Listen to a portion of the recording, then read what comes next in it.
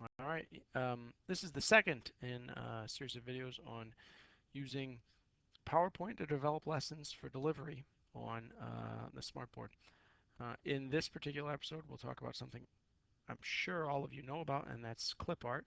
And saying that it's like the gallery is kind of putting the cart in front of the donkey, I think.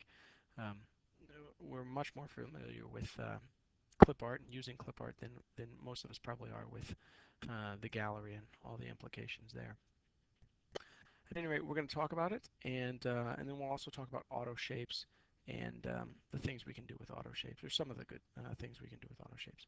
So I'm going to open a blank PowerPoint presentation, and in order to get to clip art or auto shapes for that matter, I'm going to use the insert menu. So if I click on insert and wait, apparently, I get this string of different menus, different things I can do. The first of those, well, the first is table, then picture, then clip art, but clip art's the one we're going to talk about here. So if I click on clip art, it pulls up the clip art menu, or at least it should.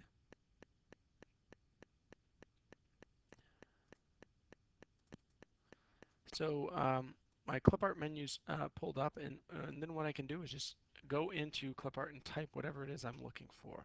And I don't know why kitchen sink is there. Must have been the last thing I looked for, which is interesting. How about a bus? Let's look for a bus. And if I hit enter, it searches, and then I get all kinds of different media files, and some of them are even buses.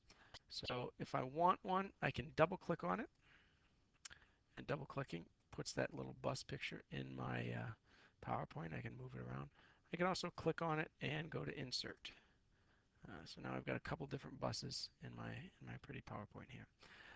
One thing, so that's really the basics of PowerPoint. The one thing, excuse me, clip art. The one thing I'd tell you is that you can refine your search by media types. For instance, if you only want pictures, right, then deselect everything but photographs and click go, and then we'll get actual pictures of buses, or in this case, some kids on buses. But um, this can be useful if you're looking for specific things. I mean, you could be just looking for videos, and then these are actually animations, not videos, but that's what we got. We can also look just for audio, and there's no bus audio, so that's a bummer. But um, being able to refine what kind of search you're doing, or what kind of resources you're looking for is pretty helpful when you're using that clip art menu.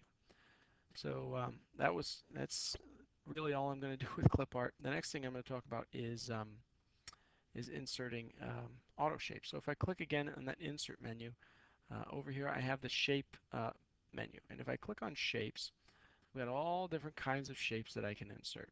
And to insert any of these shapes, I just select the shape, and then I click and drag the shape however I want it to appear. In this case, like that.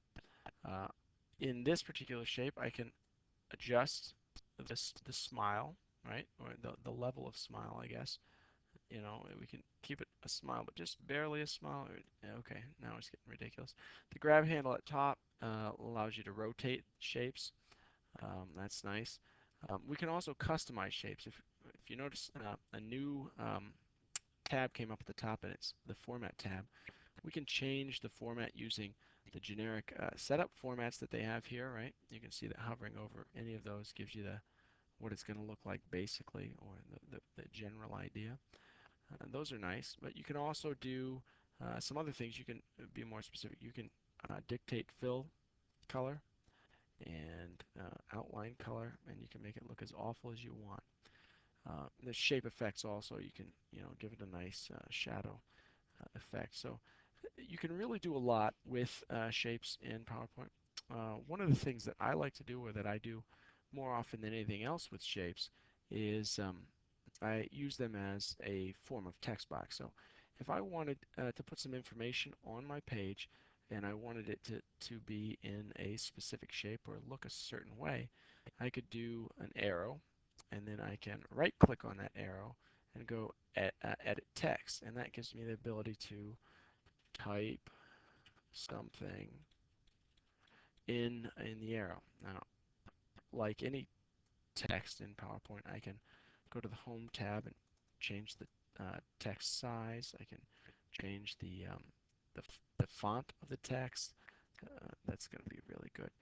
Um, so there's a number of ways you can modify the text that you type into auto shapes, but auto shapes and combining auto shapes with text is something a combination of the two things that I think is pretty powerful. That's really all I'm going to talk about with this portion. So hope you enjoyed auto shapes and clip art.